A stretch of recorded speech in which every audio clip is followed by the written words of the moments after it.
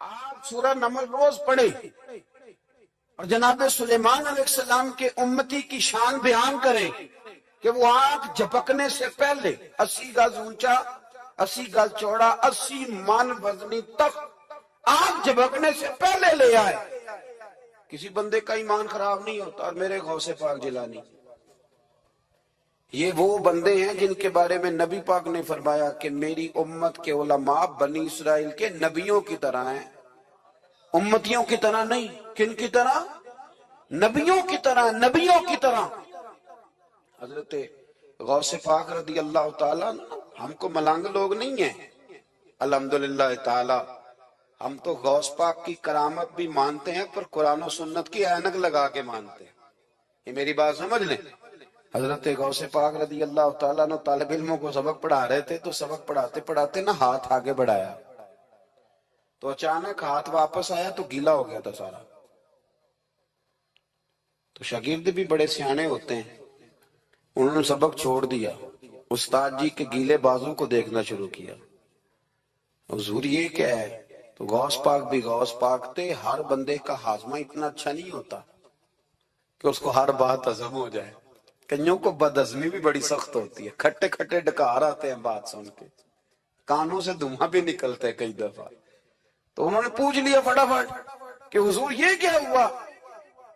تو غوث پاک کو پتا تھا کہ سب کا ہاضمہ ٹھیک ہے. میاں صاحب نے بھی کہا تھا خاصاں دی گلامہ آگے نہیں مناسب کرنی. اگلا شعر میں نہیں یہ پڑھنا کیونکہ زیادہ ڈاڈ ہے تو میں ادھر ہی رہتا ہوں. اتنا ہی کافی ہے کہ خاصاں دی گلامہ آگے نہیں مناسب کرنی. انہوں نے کہا حضور یہ کیا ہے؟ تو آپ فرمانے لگے تمہارے والی بات نہیں. اللہ اکبر. ابھی سبق پورا ہو رہا تھا تو بندے دوڑے دوڑے آ گئے. انہوں نے نعرے لگانے شروع، یا غوث یا غوث یا غوث. لوگ کہتے ہیں غوث پاک سے ملتا نہیں. میں کہ ٹھیک اندے انہوں نہیں نہ ملیا، جنہوں ملیا اس تے رولا پانا نہ بڑا ملیا بڑا ملیا بڑا ملیا. اپنا اپنا معاملہ نہ. کسی نے کہا حضور کچھ نہیں دیتے تو کسی نے کہا میرے کریم سے گر قطرہ کسی نے مانگا، دریا بہا دیے در بے بہا دیے. جس کو ملا وہ تو شور کرے گا.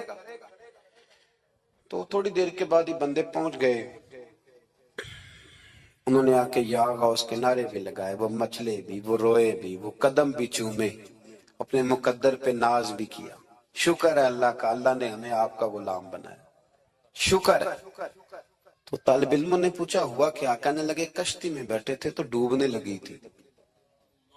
تو ہم نے کہا کہ ہم تو غوث پاک کے ماننے والے ہیں. تو پھر حضور غوث اعظم کا دست مبارک نمودار ہوا ہے اور کشتی کو پکڑ کے کنارے لگا دیا ہے. کشتی کو پکڑ کے کنارے لگا دیا ہے. ایک قریب کہنے لگا یہ کیسے ہو سکتا ہے؟ تو دوسرا اس کی کمر پہ تھپکے دے کے کہنے لگا ویسے ہی ہو سکتا ہے جیسے آصف بن برقیہ کے ذات ہوا تھا، بالکل ویسے ہی ہو سکتا ہے. سیدنا غوث اعظم کی کرامات اتنی متواتر کے ساتھ ہیں کہ ملا علی قاری فرماتے اتنی تو کرامتیں سنی نہیں جتنی غوث پاک کو اللہ نے عطا فرمائی. رب کریم نے انہیں درجہ دیا، وقار دیا، ان کی دعاؤں کو قبولیت دی. اللہ نے انہیں اعزاز کے ساتھ نوازا، اللہ نے ان پر فضل فرمایا. ایک تاجر تھا تو ملک شام جاتا تھا اکثر تجارت کرنے کے لیے. مال کما کے لاتا، غریبوں کی بھی مدد کرتا، مدارس کی، مساجد کی، سب جگہ جہاں دین کی ضرورت ہوتی پہنچتا.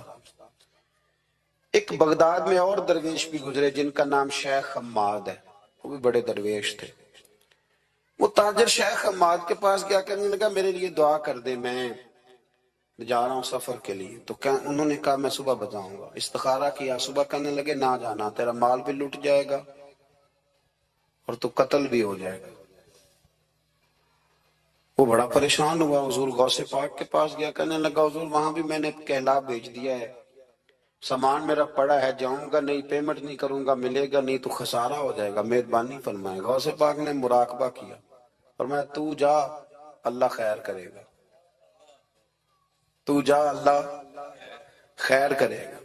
مرید کا عمل کے یقین، پیر کا عمل کے یقین.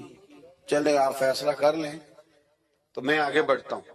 حضرت غوث اعظم رضی اللہ تعالیٰ عنہ نے مرید سے کہا تو جا اور اللہ خیر کرے گا. وہ گیا کہتے میں نے پیمنٹ کی، مال لیا، واپس آیا، گھوڑوں کا سفر تھا، رستے میں رات کو ایک جگہ سویا، خواب دیکھتا ہوں، خواب میں ڈاکو آ گئے، انہوں نے پہلے مال لوٹا، پھر مجھے قتل کیا، اور جب میرے گردن پر انہوں نے خنجر چلائی، خواب دیکھ رہا ہوں تو میری فٹافٹ آنکھ کھل گئی، اور جب میری آنکھ کھلی تو میں اسی وقت ہی رخت سفر باندھا، سر پٹ گھوڑے دڑائے، کچھ رات کو کچھ دن کو، سویرے بغداد پہنچ گیا۔ کہتے خیال تھا کہ پہلے غوث پاک کے پاس جاؤں گا، لیکن پہلے شیخ حماد سے ملاقات ہوگی۔ میرا چہرہ دیکھا، پریشان تو دیکھ کے مسکرائے، فرمانے لگے بھی تیرا پیر بڑا شاندار ہے، تیرا پیر بڑا شاندار ہے، وہ کام جو حقیقت میں ہونا تھا نا، حقیقت میں انہوں نے دعا کی ہے تو رب کریم نے اسے خواب بنا دیا ہے۔ ان کی دعا کی برکت سے اللہ نے اسے، اب میں بات مضبوط کرنا چاہتا ہوں تو میں ایک حدیث پاک بھی پڑھ دوں۔ لوگ کہیں گے جی مرنے والا بھی بچ جاتا ہے، عمر بھی بڑھ جاتی ہے، مشکات کی حدیث ہے،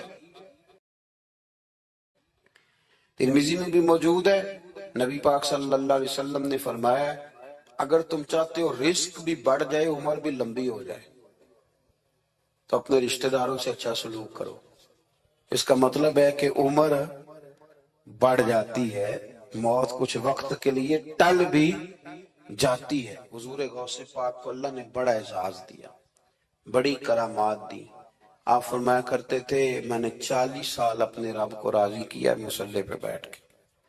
تو میرے مالک نے پھر پوچھا ہے کہ عبدالقادر کچھ مانگ لے، کوئی بات کر لے، تو سیدنا غوث اعظم رضی اللہ تعالیٰ عنہ فرماتے ہیں کہ میں نے پھر اپنے رب کریم کی بارگاہ میں عرض کیا مالک جو قیامت تک مجھ سے محبت کرے، فضل کرنا اسے بغیر توبہ کے موت نہ دینا۔ تو میرے رب نے میری اس دعا کو شرف قبولیت عطا فرمایا کہ جو مجھ سے پیار کرے گا، میرا نام لے گا، وہ بغیر توبہ کے نہیں مرے گا۔ جنات بھی آپ کی بارگاہ میں حاضر ہوتے، آپ کو شیخ بحر و بر کہا جاتا ہے۔ جب آپ نے منبر پر بیٹھ کر یہ اعلان فرمایا نا کہ میرا یہ قدم ہر ولی کی گردن پر ہے، تو خراسان کے جنگلوں میں معین الملت والدین عطائے رسول ہند الولی خواجہ معین الدین اجمیری موجود تھے، تو وہاں اعلان کرنے لگے، کہنے لگے غوث پاک صرف گردن پہ کیوں، آپ میری آنکھوں پہ بھی قدم رکھیں، میرے سر پہ بھی قدم رکھیں۔ اللہ نے ان اولیاء کو بڑا اعزاز دیا، انہیں اللہ نے بڑی شان دی۔ اپنی نسبت اللہ کے بندوں سے مضبوط رکھیں۔ ضروری نہیں کہ آپ کسی جگہ مرید ہی ہوں گے تو آپ کی نسبت مضبوط ہوگی، آپ خواجہ معین الدین سے پیار کریں، آپ حضرت بہاؤالحق نقشبند بخاری سے پیار کریں، داتا علی اجویری سے پیار کریں، آپ غوث پاک جیلانی سے، آپ اللہ کے نیک بندوں سے محبت کریں، ان کا تذکرہ سنیں۔ اب تو پوری مہم چلی ہوئی ہے اللہ کے بندوں کے خلاف، لوگوں نے ایسا وار چلایا کہ بس جی کچھ بھی نہیں جی، آپ چھوڑیں، آپ ڈائریکٹ کتاب و سنت کو پڑھیں، کوئی بھی نہیں جی، کوئی ولی نہیں، تو پھر وہ جو اتنی آیتیں ہیں، وہ حدیثیں، وہ سارا کچھ، اس کا مطلب ہے امت میں ولی ہوتے ہی نہیں۔ تو الا ان اولیاء اللہ لا خوف علیہم ولا هم یحزنون کا کیا معنی ہے؟ اس کا کیا مطلب؟ آپ نے تو ملیاں میٹ کر دیا، سارا پوری مہم چلی، اللہ کے بندوں سے پیار کریں۔ اور میرے نبی پاک صلی اللہ علیہ وسلم نے فرمایا جو جس سے پیار کرے گا قیامت کے دن اسی کے ساتھ اٹھایا جائے گا۔ نبی کریم سید عالم صلی اللہ تعالی علیہ وسلم کا محتاج ہے سارا جہان، چلے نہ ایمان 2 قدم بھی اگر تیرا ہم سفر نہ ٹھہرے، اور تیرا حوالہ دیا نہ جائے تو زندگی معتبر نہ ٹھہرے۔ ساری دنیا جناب رسالت معاب صلی اللہ علیہ وسلم کی محتاج ہے۔ آپ اس بات کو سمجھ لیں کہ بڑے ذوق سے، شوق سے، اور ممکن ہے دیانتداری سے بھی کوئی کہہ دے لا الہ الا اللہ، لا الہ الا اللہ، تو وہ مومن نہیں ہو سکتا جب تک کہ محمد رسول اللہ نہیں کہہ دیتا۔ اللہ کریم نے ایک اصول بیان کر دیا ہے کہ ایمان ذات رسالت معاب صلی اللہ علیہ وسلم کی لائی ہوئی چیزوں کو ماننے کا نام ہے۔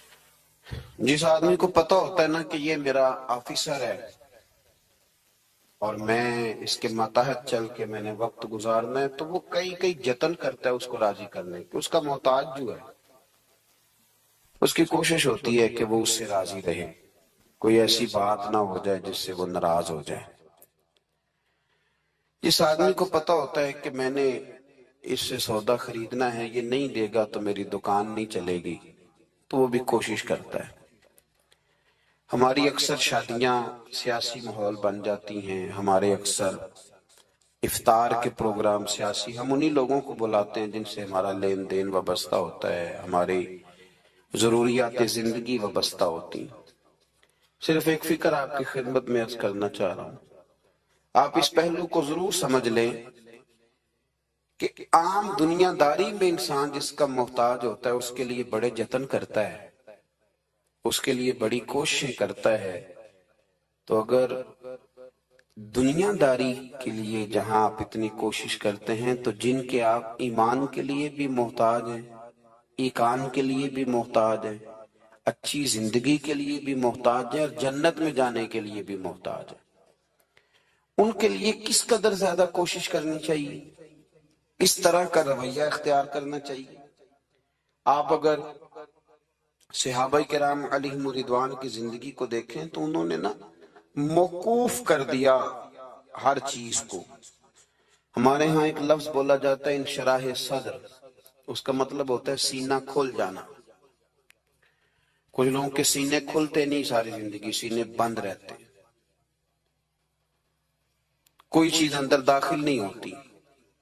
دریا بھی قریب بہ رہا ہو تو بیچارے خشک رہ جاتے. کچھ لوگوں کو اللہ انشراح صدر عطا کرتا ہے، انہیں سمجھ آ جاتی ہے کہ میرا نا علاج کیا ہے. یہ بتائیے کہ مریض بہت زیادہ خطرناک کون سا ہوتا ہے؟ جس کے مرض کی تشخیص نہیں ہوتی، جسے یہ پتہ نہیں چلتا کہ میرا مرض کیا ہے اور میرا طبیب کیا ہے اور میں نے دوائی کون سی کھانی. نبی کریم صلی اللہ علیہ وسلم کے غلام حضور کے صحابہ سمجھ گئے تھے کہ ہماری ہر بیماری کا حل ہمارے نبی کی بارگاہ میں موجود ہے. وہ سمجھ گئے، انہوں نے نہ پھر دائیں بائیں نہیں دیکھا، الجھے نہیں کسی جگہ. ہم بڑے سمجھدار لوگ ہیں لیکن ہم الجھے ہوئے ہیں، ہماری منصوبہ بندی بڑی لمبی چوڑی ہے. میں رات پڑھ رہا تھا، سیدنا غوث پاک رضی اللہ تعالیٰ عنہ کے گھر میں جب بھی کوئی بچہ پیدا ہوتا تھا نا تو آپ اسے ہاتھوں پہ اٹھا کے فرماتے تھے تو میت ہے، تو ایک دن مر جائے گا.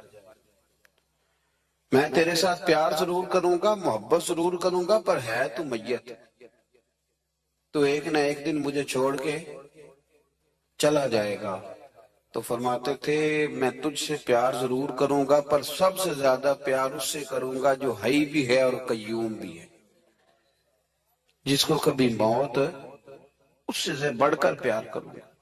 میرے عزیز، اگر انشراح صدر مل جائے،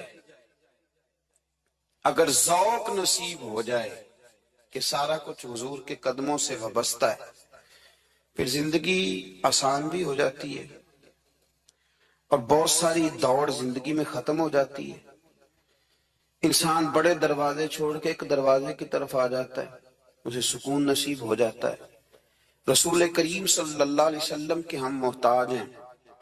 جتنے ہمارے دکھ ہیں نا دور دراز پھیلے ہوئے، ان سب دکھوں کا مداوا حضور کے قدموں میں بیٹھ جانا. تھک گئے ہیں لوگ،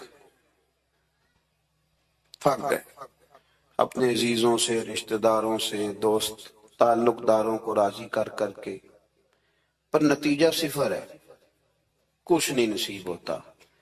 ذات رسالت ماں وہ حسین ذات ہے کہ آپ جتنا نبی کریم صلی اللہ علیہ وسلم کے قریب جائیں گے اتنا اللہ آپ کو سکون عطا فرمائے گا، آپ کو طمانینت کی دولت ملی. آپ دیکھیں کہ کچھ صفتیں نبی پاک صلی اللہ علیہ وسلم کی ایسی ہیں کہ جن صفات کی اگر انسان غلامی کر لے بڑی ساری چیزوں سے بچ جاتا ہے. ہمارے زمانے میں ایک چیز ہے جس کا نام ہے اشتعال، ایک ہے غصہ، ایک ہے جلال. دنیا میں سب سے بیوقوف بندہ وہ ہے جسے کوئی اشتعال دلاتا ہے. وہ تو یوز ہوتا ہے، وہ تو استعمال ہو گیا۔ ہمارے ہاں سب سے زیادہ بیوقوفی، یعنی اگر جس ملک کے وکیل بھی استعمال ہو جائیں اور جس ملک کے ڈاکٹر بھی استعمال ہو جائیں اور اسلامک یونیورسٹی میں پڑھنے والے وہ بچے جو گریجویشن کے بعد گئے ہیں وہ بھی استعمال ہو جائیں، تو پھر صرف یہ ہے کہ ہمیں نہ کوئی استعمال کرتا ہے، ہمیں کوئی اشتعال دیتا ہے۔ اب ہماری دنیا میں نہ کچھ ایسے اسلامی ملک ہیں جو اب ملک ہی نہیں رہے۔ عراق اب کسی ملک کا نام نہیں، لیبیا اب کوئی ملک نہیں رہا، شام اب کوئی ملک نہیں۔ پتہ نہیں آپ کو سمجھ آ رہی ہے کہ نہیں آ رہی میری بات کی؟ عراق کے اندر جس گروہ کی جتنے حصے پر حکومت ہے نا، ایک صوبے پہ حکومت ہے تو وہ الگ حکومت کر رہا ہے اس وقت، اور جس کی جتنے ضلعوں پہ حکومت ہے جو پاورفل ہے وہ الگ حکومت کر رہا ہے۔ لیبیا کا بھی یہ حال ہے، شام کا بھی یہی حال ہے۔ خدا نہ خواستہ جو یمن کی طرف لوگوں کی نظریں اور معاذ اللہ عرب شریف کی طرف جس کو سعودی عرب کہا جاتا ہے ادھر بھی لوگوں کی گھناؤنی نظریں ہیں، اگر وہاں بھی خدا نہ خواستہ یہ جیسے الگ الگ کر کے مسلمان کو مارا جا رہا ہے تو اللہ نہ کرے وہاں بھی ایسا ہو جائے۔ لیکن اب یہ ملک ہی نہیں رہے، یہ چھوٹی چھوٹی ٹکڑیوں میں بٹ گئے۔ کیوں بھلا؟ ہمیں لوگ اشتعال ہی بڑا دلاتے ہیں۔ میرے رسول کریم صلی اللہ علیہ وسلم کا کمال یہ ہے کہ رسول پاک کو کبھی اشتعال نہیں آیا، اور بھائی حضور کو کبھی اشتعال بول کے بتائیے۔ اشتعال چھوڑ دو، ہم محتاج ہیں نبی پاک کے، ہم نے جو سیکھنا ہے اپنے نبی سے سیکھنا ہے۔ وہ اگر زندگی میں آپ نے اشتعال چھوڑ دیا، بہت سارے لوگ دانا پھینکنے آتے ہیں، وہ پھینک کے چلے جاتے ہیں، ہم پیچھے سے لڑتے رہتے ہیں۔ اگر آپ اشتعال چھوڑ جائیں، دیکھو حضور کے میلاد پر میں نے کیا بات چھیڑی ہے، بڑی ضروری سمجھی ہے تو چھیڑی ہے۔